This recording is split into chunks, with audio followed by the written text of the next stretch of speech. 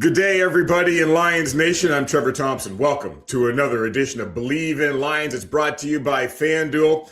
And I'm about to start a three-part series looking at the Lions competition in the NFC North. And there's no better place to start than last year's division winners, the 11-6 Chicago Bears. And here to break that down with me is a guy who is the co-founder and co-host of the wildly successful YouTube station, The Recap, along with his co-host and co-founder, David Kaplan. They recap all the pro sports games taking on in the city of Chicago, including the Bears.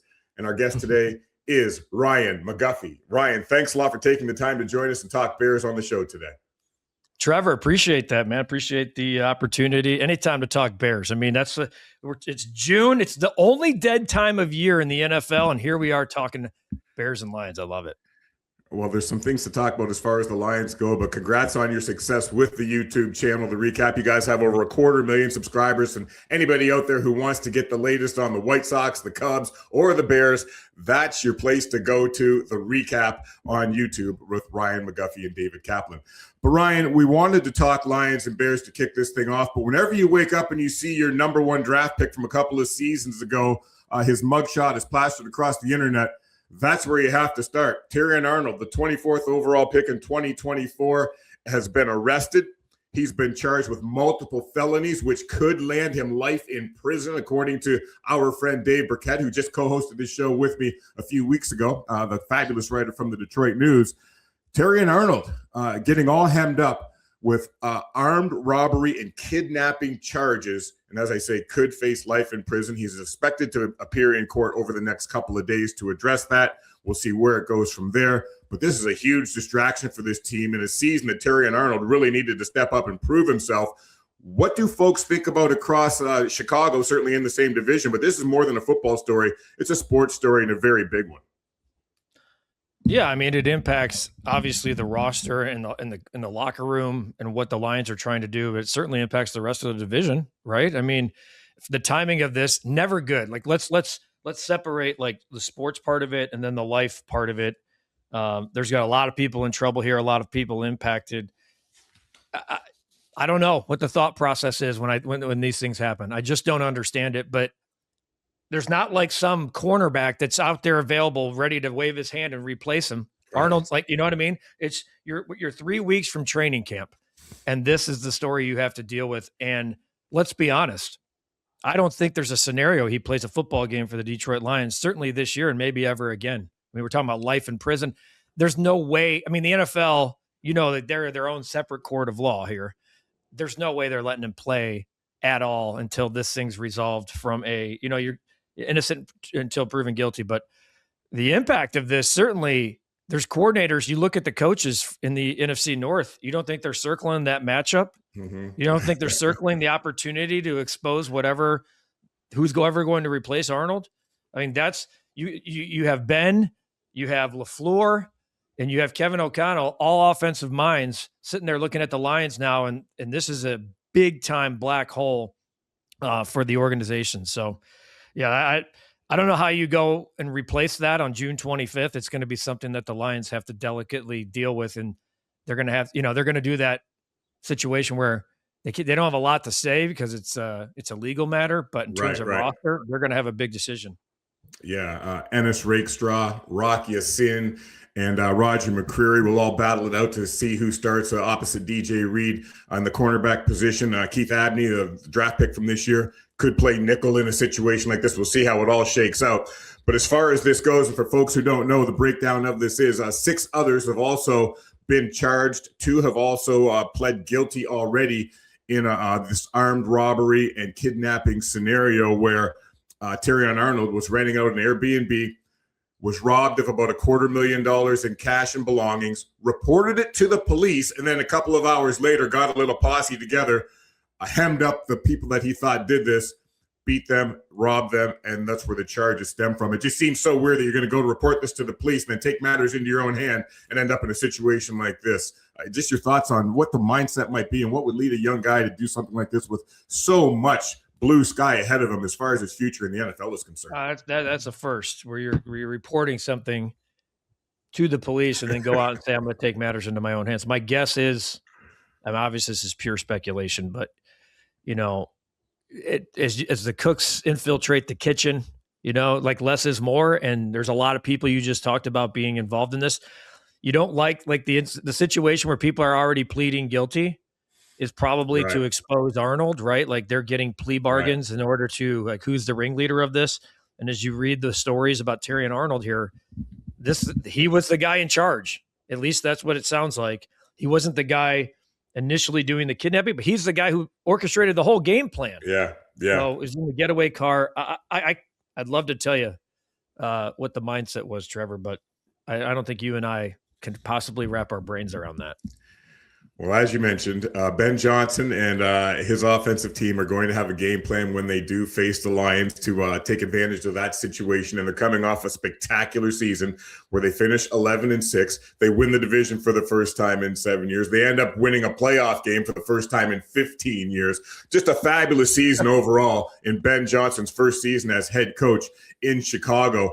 What led to that kind of success in year one, that huge turnaround for the Bears? What did you see?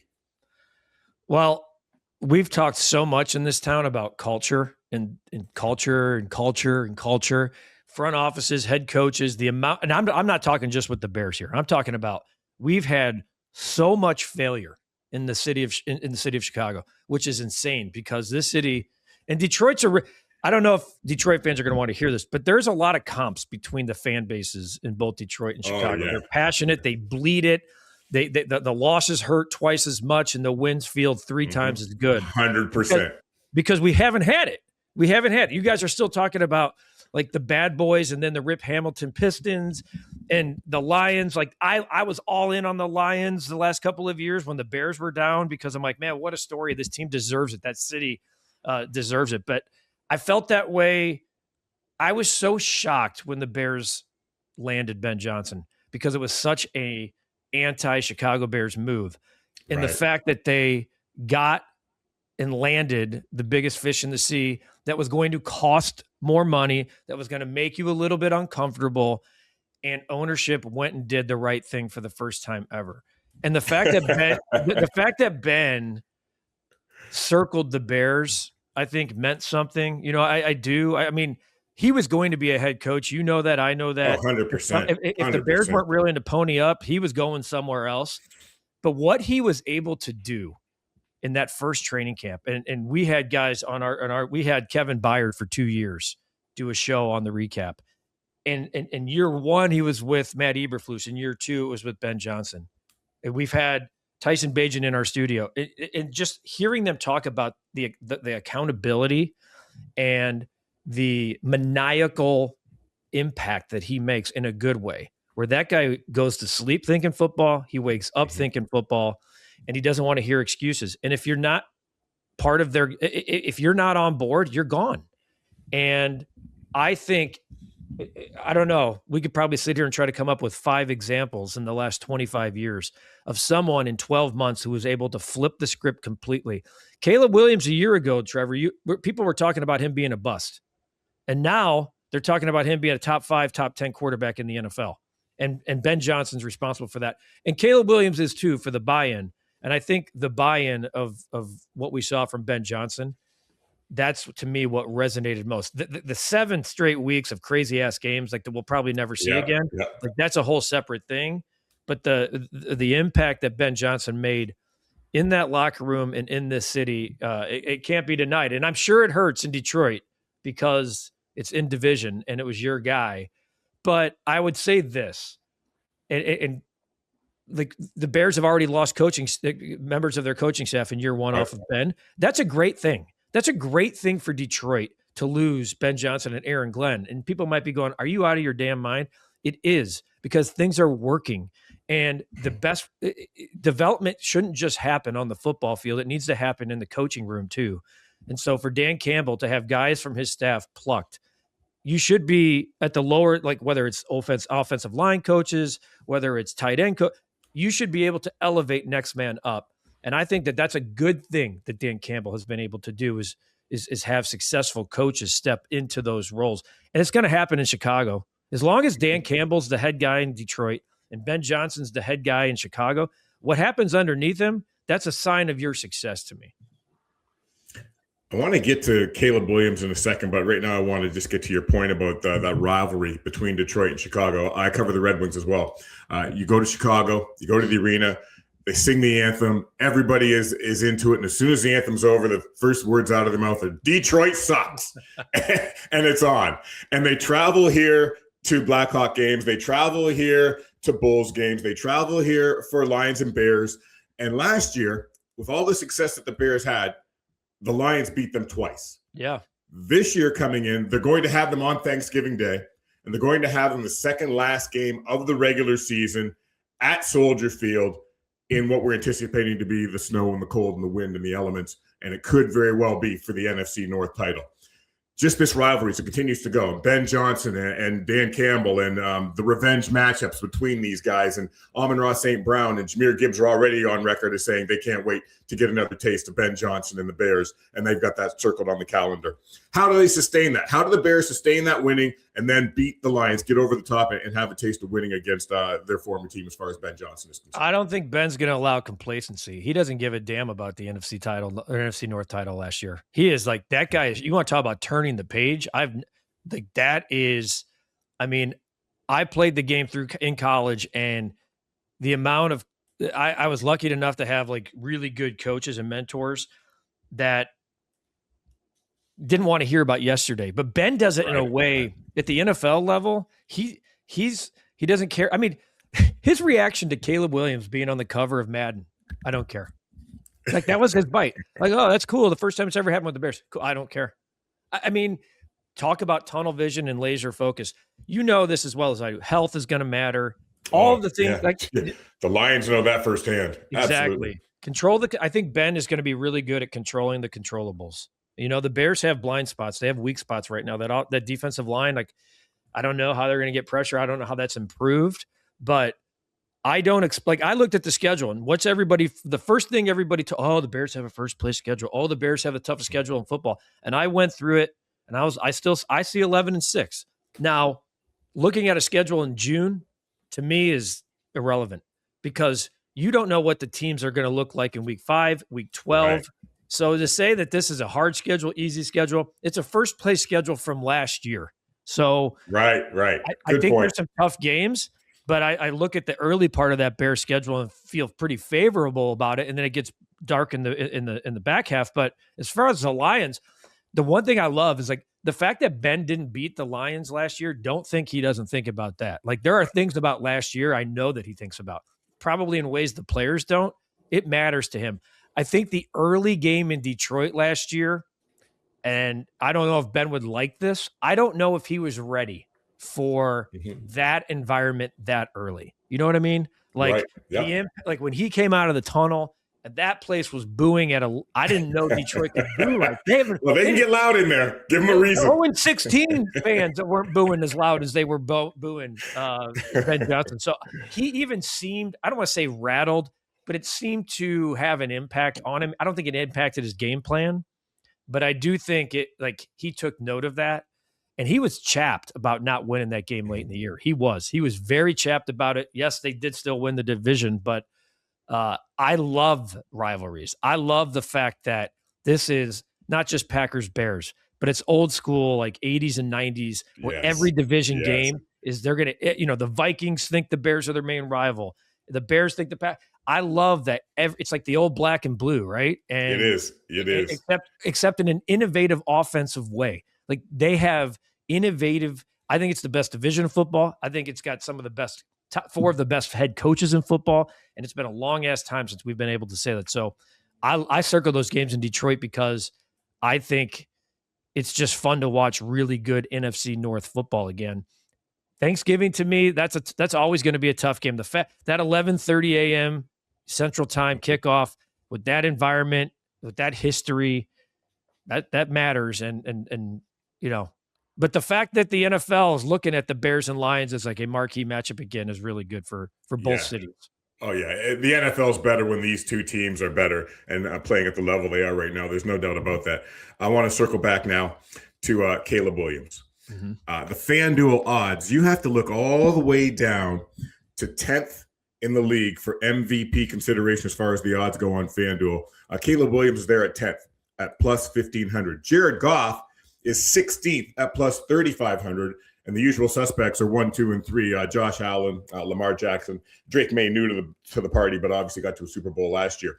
But I'm just wondering, so we're going to talk Caleb Williams here. Last year, although he threw for over 3,900 yards and set a franchise record, surpassing former Lion Eric Kramer in the process, I watched those games, and he's just all over the field, wildly inaccurate, one of the most inaccurate passers in the game, yet still accumulated those kind of numbers, and has better odds of being an MVP than Jared Goff. Why? Tell me what you see in Caleb Williams. Some fabulous comebacks, but I don't know if that's sustainable. What do you see in his game right now that has him rated there and has the Bears rated where they're rated? Because I think Caleb can do things other quarterbacks can't. I think he can do things and I mean, just look at, you heard me mention those 7 games. Look at what he does in the fourth quarter. Look at what he does with 2 minutes. Like right now, and I'm putting you on the spot, but is Caleb Williams, like when you have a game-winning drive and you want a quarterback, and I'm not saying Caleb's number 1 in this list by any means, but I think he's in your top 5 just off of what you saw last year. His ability and his talent. I don't think there was so much talk last year about Caleb and having I think his goal was 70% completion percentage. And he had, I'm spitballing here, I think he had like 58 or 59.6. Yeah, 58, yeah. We're right in there. Yep, 58. So I don't think that Caleb Williams is going to be a 70% completion guy, maybe ever. Do I think it needs to be more in the 63 to 65? I do. There's some throws that he missed even last year. I'm going to just scrap year 1 altogether. He was running for his life. Sure, the fact that I think people don't give him the credit that he should deserve in year 1. The fact that he stayed on the field and threw 20 touchdowns and 6 picks with that coaching staff who was blind blows my mind. But here's the one thing about his inaccuracy. How many turnovers does he have? He doesn't turn the football over. Mm-hmm. He doesn't put it in other teams' hands. He doesn't put it on the ground. He's more likely, go dissect the all-22 and see when he is throwing a ball away. See when he's throwing it into the ground. Is he doing some more things with his feet than he should be? Mm-hmm. Maybe. They're a weapon. But I think Caleb Williams is ahead of Jared Goff today for 2 reasons. Ben Johnson. I really do think Ben Johnson's a big part of that. There's recency bias. I'll include that into the Ben Johnson. And then his ability to have the jaw-dropping throws. Those, how the hell did that just happen? Go back to that Green Bay game, the fourth and 8 to Roma Dunze. I don't know how many quarterbacks in the league can put that ball, the Michael Jordan throw. I just don't know if there's 3 in the league that can make that throw. The DJ Moore walk-off throw. That ball was Keyshawn Nixon, that squirmy bastard who doesn't want to meet the media when things go wrong. He doesn't want to see a camera, but he can't wait to tell you when things go right. That ball was placed in a spot where only one person can make the catch. The Rams throw where he runs backwards, and I'm watching the game like, what are you doing? And then Cole Kmet in the corner. Those are the reasons I think he's in the top 10 right now. I just think no one's looking at completion percent. Like Drake May, I would fade the hell out of Drake May. I would that to me is a sucker bet. You want to talk about schedule? Like look at their schedule last year, and they get all the credit in the world for going to the Super Bowl. But look at their schedule this year. I don't know if the Vrabel thing's going to be a distraction. Right. There's going to be a lot more spotlight on Drake May. Like I would take Caleb over Drake May 10 days. I would bet Jared Goff over Drake May today. I love the value that Jared Goff's giving. I'm a huge Jared Goff guy.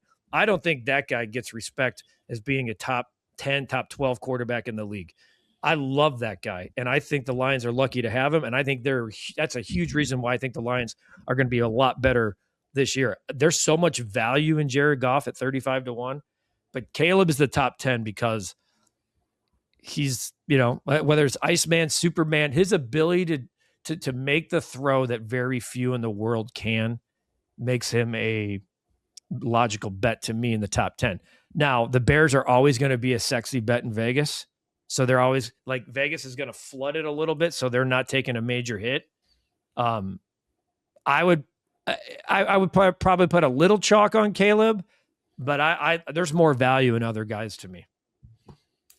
That's interesting. And I want to get to what you think they're going to finish the season at in just a bit. But I want to talk about some guys, and you mentioned one of them, DJ Moore. Not there this year. Not sure what they're going to miss, but they in turn bring in Khalif Raymond from the Lions. DeAndre Swift, another former Lion, had a couple of effective years running the ball. Colston Loveland, Michigan guy. A lot of upside there. First round pick. What do these guys bring to the table, and what do you miss without DJ Moore as far as that offense that Ben Johnson has to work with? Let's start with DJ. I think you're just missing leadership and 3rd and 6. Like that guy, 3rd and 6, I'm looking for DJ Moore. Now it's a little bit, I call it 3rd and Colston. 3rd and Colston is like that. I'll table Colston for a second, but DJ. Okay, sure, go ahead. DJ, you're going to miss the leadership in the room, because what you're asking your receiving core to do now is, who's the next guy? Is Rome Odunze the number 1 that you drafted him to be? This is a huge, huge year for Rome Odunze. Year 3. I like him, by the way. I really like him. I do too, but he's got to stay on the field. He has to be, to me, he's got to be 1,000-yard guy, or that dude that's getting 7-8 targets a game. Luther Burden has been talked about. I don't know if he's been talked about in the division or the league as much, but when Ben Johnson goes to a podium and says, "I'm buying stock in Luther Burden," that perks my ears up because for a head coach like Ben, he's very calculative in what he says, as you know. Right. For him to say, "I'm buying stock in Luther Burden," like that immediately, my son was like, "We need to get some Luther Burden rookie cards," because I think his talent, I think his ability to be the explosive option for the Bears his ceiling is the highest, even higher than Rome to me. I think the football IQ of Rome is higher than Luther Burden. So we'll see if Luther takes that huge step to meet that in year 2 for him. I think Rome knows this is a big year for him. So the talent is greater on the field with Rome and Luther every day starting than DJ.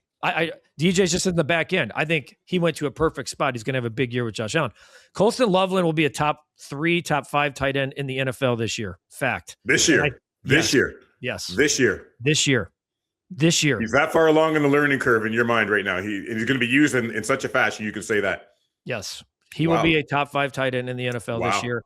And within the next 2 to 3 years, he might be the best tight end in football. Wow. I'm talking in the passing game.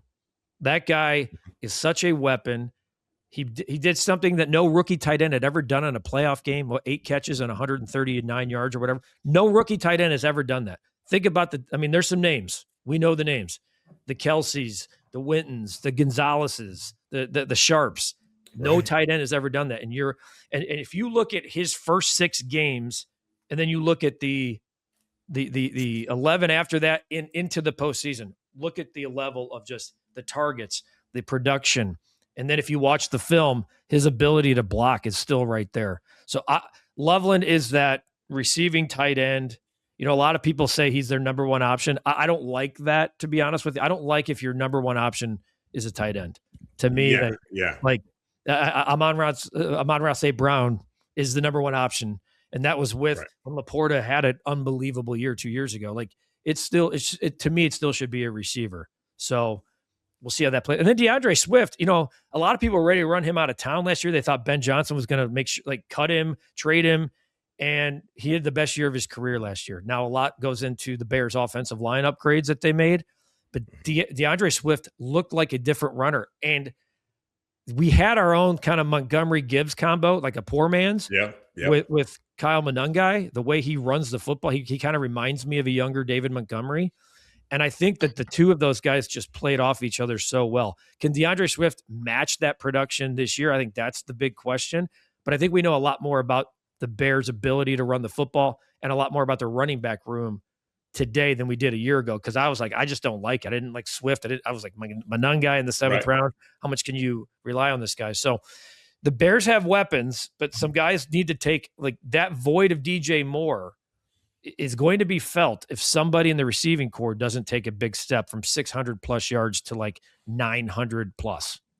All right. Well, there's something to watch out for. I just want a real quick question. I'm a fantasy guy. if they're both on the board, Colston Loveland and a healthy Sam Laporta, you taking Loveland? I am. Okay. I'm taking Loveland. I'm gonna make note of that for my draft coming up, and I'm gonna say Ryan McGuffey said so when I make that pick. I think Sam Laporta value this year is good. Like, you know how people are, it's all recency bias, right? They're going to look at Laporta's year and go, oh, I'm not taking him as my top 5 tight end. I'd say that's foolish. But if it were, I have to take one of them, I think the upside and the ceiling in 2026 is higher for Colston Loveland. All right, we're going to watch out for that, and that's exciting for all those Wolverine fans out there to hear coming from the Bears. Okay, before I get to expectations in the NFC North, one more thing I want to ask you to set that up, Ryan, and it's this. Other additions and subtractions to that roster that are going to make a difference either way coming into this season. You talking about the Bears? Yeah, for the Bears, yep. Yeah, I mean, look, they did not really do anything to upgrade their defensive line, and that was the major void in 2025, is that they couldn't get to the quarterback. You know, Montez Sweat needs somebody else to pair. I like Austin Booker a lot. He plays reckless, sometimes without discipline, and it leads to a 15-yard penalty here or there. I think when he's on the field and he's part of the rotation, he can be a double-digit sack guy. There's just a lot of unknown. Shamar Turner didn't play like last year. There's a lot of expectation for him. He was a high draft pick. Grady Jarrett's older, had kind of a down year, and is ready to step up. The Bears' defensive line will be one to watch in 2026. Their secondary is completely different with Adam Thieneman, their number 1 draft pick. Kobe White now taking over at safety. You got the big 3-year, $40 million deal. Kevin Byard's gone. I thought that was a mistake. I thought KB, that guy was a leader in the room. To go to New England for 1 for 9. There's some disconnect there. Once Kobe White was signed 3 for $40, it felt like, I don't know where they have the spot or the money for KB. So the one thing about the Bears defense, because that's all eyes are on the Bears defense. I think people know that the Bears offense can produce, but they're kind of working backwards up rather than inside out. Like the Lions built everything inside out, and so did the Philadelphia Eagles. And there's something to be said about that. The Bears kind of are going back in, and the one thing that they completely changed in their defense this offseason is speed. They are flying around the football. Kobe White's got speed. Thieneman can fly. That guy could be who's our guy in Philadelphia? The Cooper DeJean of the Bears. Like that's what they're hoping for as a safety. Devin Bush from the Browns flies around the football. He's now part of the linebacking core because Tremaine Edmonds is out. So we'll see. The defense has definitely got all eyes on Dennis Allen and company. And then offensively, Bradbury, the center for the Chicago Bears, like the big news is when they lost Drew Dahlman suddenly to retirement after signing him to a massive deal. That's a big that was a massive surprise. Yeah. Thankfully, it came before the draft, and the Bears drafted Logan Jones from Iowa, but he's a rookie center, and so the Bears get the center from the Super Bowl loser, New England Patriots. So that'll be something to watch. But the fact that it happened before the draft, unlike what just happened with the Lions and what they're going through, I think that there's something to be said about that because they just finished OTAs and were able to work on quarterback center exchange. So to me, it's all about the defense for the Bears. It really is. Can they get to the quarterback? And if they can't get to the quarterback, the amount of turnovers, Trevor, that the Bears had last year, is that sustainable to be a team that can create turnovers at 2-3 a game? I think history tells you no. So they need to get to the quarterback. And so I'm curious to see if they will. Yeah, that Frank Ragnow loss under center is going to resonate for a long time. And like you say, the timing really mattered there because they didn't have time to work some of those kinks out, and they were really reaching after that point in the season. Okay, so having said all that, you've summed all these things up. You predicted 11-6. I did. For the Bears this season. I did. You look at the start. You look at the start of that schedule. They go at Carolina and home against the Vikings. To me, that's going to dictate the entire season for the Chicago Bears. Now, last year, you'd say like, well, that's crazy. They were 0-2 out of the gate last year. They looked terrible, and then they flipped things around. I think you got to win the game at Carolina, and I think you got to win the game against Minnesota here at home. From there, if you look at the Bears have the perfect bye week, right? You always want that bye week in the middle, and they have it in week 10. But you look at their schedule, they have a lot of primetime games, which is not a shock. Yeah. They get the Eagles in the third week at home here. The Jets is a win. You got to win the game home against the Jets. Then you go at the Packers, at Atlanta. Like, who are the Falcons? I don't know. I don't know if we know. You get the Patriots, but you get them here. At Seattle is going to be a difficult game, as you know. And then you get Tampa Bay here on Sunday Night Football. I think like that early portion before the bye for the Bears, that 9 games sums up the whole year. If they go into the bye like 5-4, that's not a good thing for the Chicago Bears. They need to be in the 6-3, 7-2. And I know it's like 7-2. Come on. But then you come out, you get the Saints, which again, you need to beat them at home.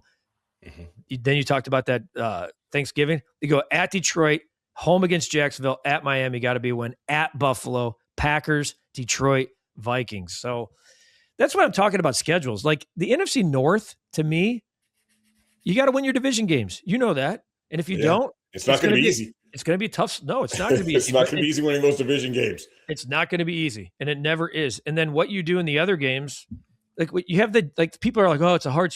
You have the Jets.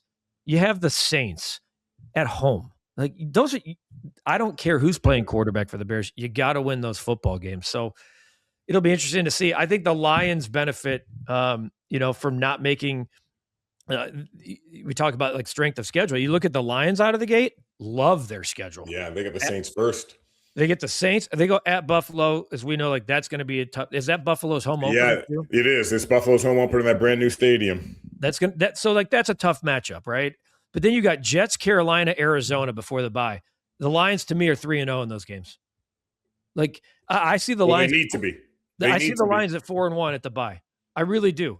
And then you look later on in the schedule for the Lions. Miami, Tennessee. Yeah, the Giants are probably going to take a step, but like the Lions are. This is a team that was 15-2 2 years ago, and they're not all that different.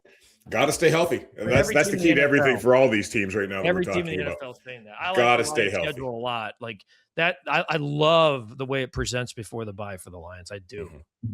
They've got to start strong, and this gets to the point. You have your Bears going 11-6. FanDuel has the over/under for the Bears set at 9.5. So you're obviously taking the over.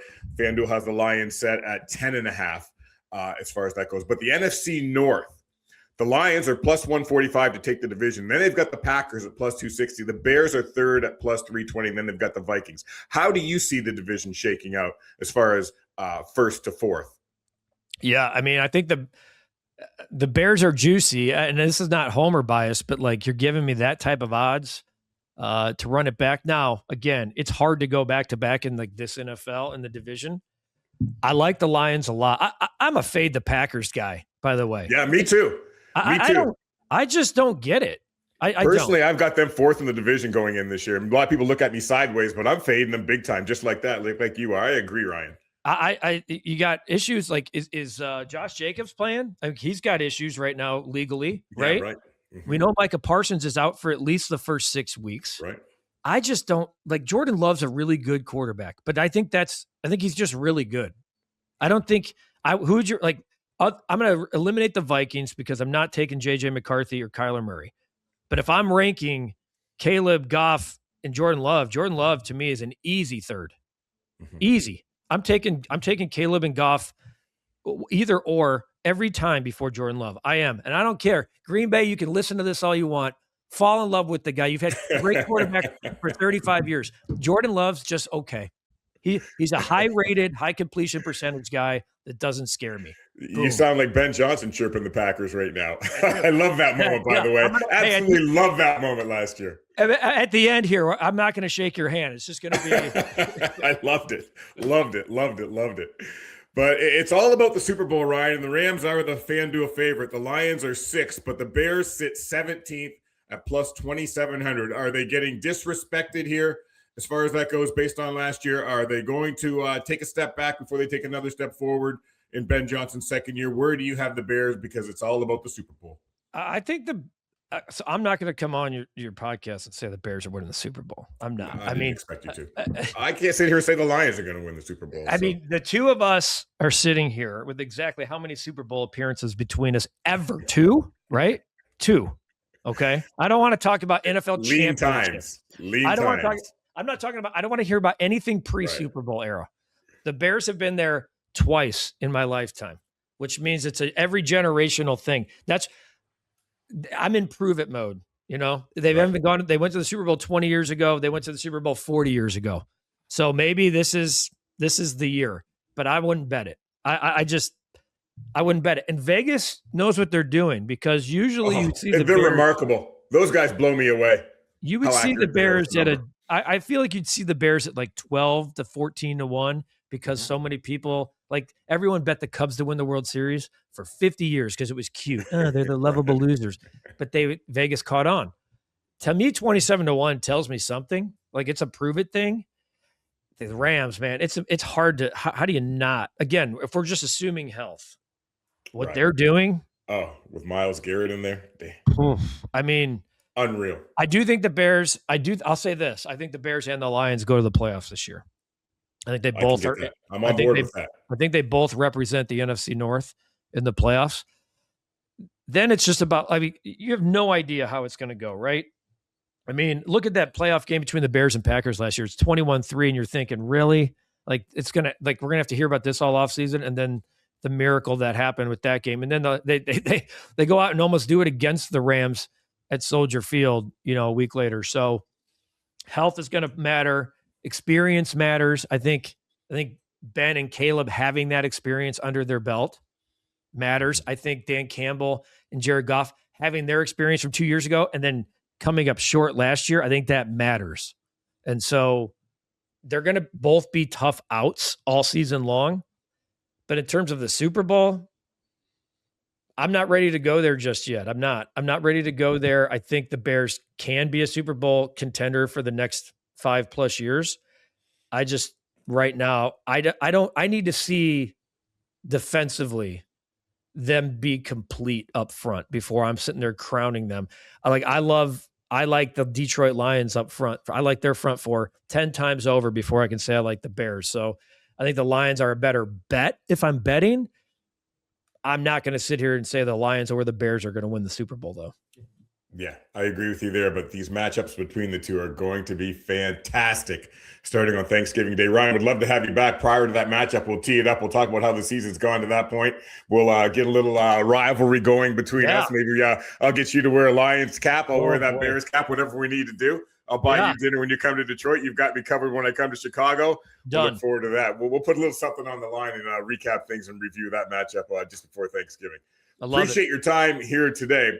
Ryan McGuffey, the co-founder and co-host of The Recap with David Kaplan on YouTube. Check it out. Be one of their 250,000 subscribers and find out what's going on in Chicago. Really do appreciate the time, Ryan. And for all you Lions fans out there, thanks for tuning in to this edition of Believe in Lions. It's brought to you by FanDuel. Be sure to like, be sure to subscribe, be sure to share and enjoy the rest of your day. We'll see you again soon, everybody.